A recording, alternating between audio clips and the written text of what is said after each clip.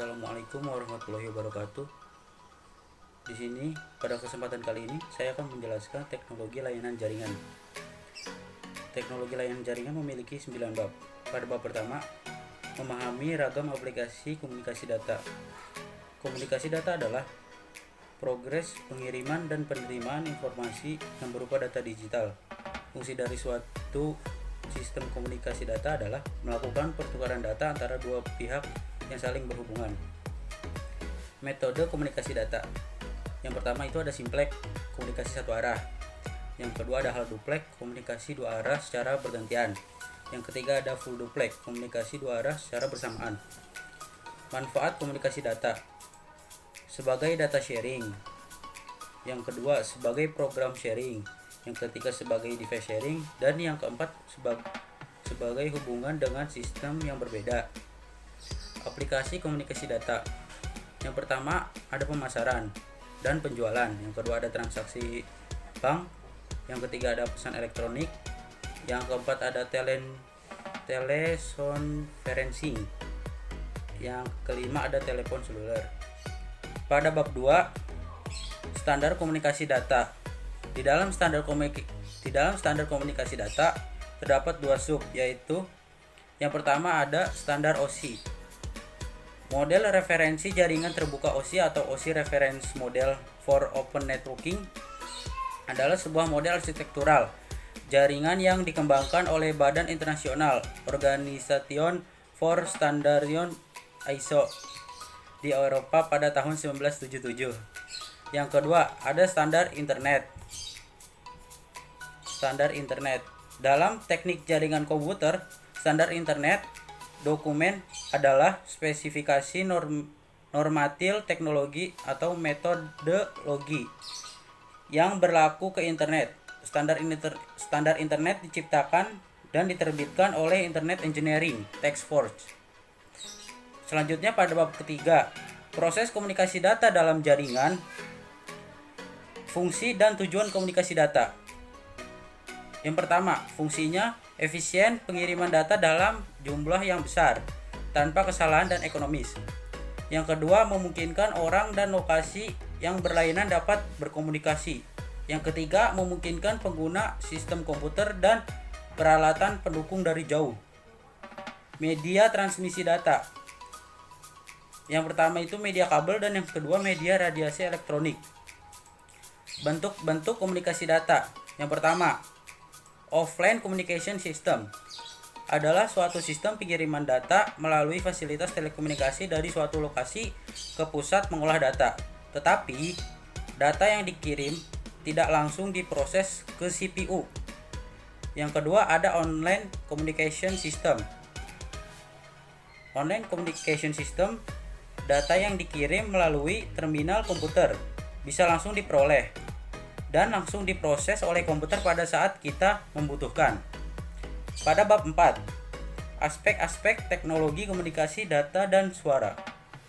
Teknologi komunikasi data, yang pertama itu ada telegraf, yang kedua ada facsimile, yang ketiga ada pager, dan yang keempat jaringan komputer. Teknologi komunikasi suara. Nah, di suara ini ada 3. Yang pertama telepon, yang kedua televisi, dan yang ketiga radio. Perangkat-perangkat jaringan komunikasi pada komputer. Yang pertama nih, konsentrator. Yang kedua hub, yang ketiga switch, yang keempat warp, yang kelima transmitter atau receiver. Selanjutnya LAN card, dan yang terakhir modem. Pada bab kelima, kebutuhan telekomunikasi dalam jaringan. Nah, jaringan itu banyak sekali digunakan oleh masyarakat umum dari usia SD, SMP, SMA dan ya seterusnya lah. Nah, apa sih dampak dari internet? Dampak positif dari internet. Yang pertama, internet sebagai media komunikasi. Internet juga media untuk mencari informasi. Yang ketiga, sumber penghasilan. Yang keempat, kemudahan berbisnis. Dan yang kelima, sumber informasi dan data. Nah, tadi dampak positifnya, sekarang dampak negatifnya. Yang pertama nih, pornografi. Yang kedua, penipuan. Yang ketiga, mengurangi sifat sosial. Yang keempat, kecanduan. Dan yang terakhir, berita menyesatkan atau hoax. Lanjut, pada bab 6, kebutuhan beban atau bandwidth jaringan.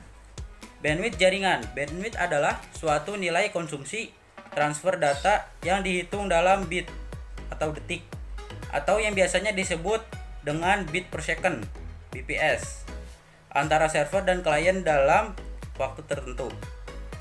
Keragaman kebutuhan bandwidth. Pengguna internet di sekolah banyak digunakan untuk layanan web atau browsing. Layanan web membutuhkan bandwidth minimal 178 kbps. Lanjut pada bab ke-7.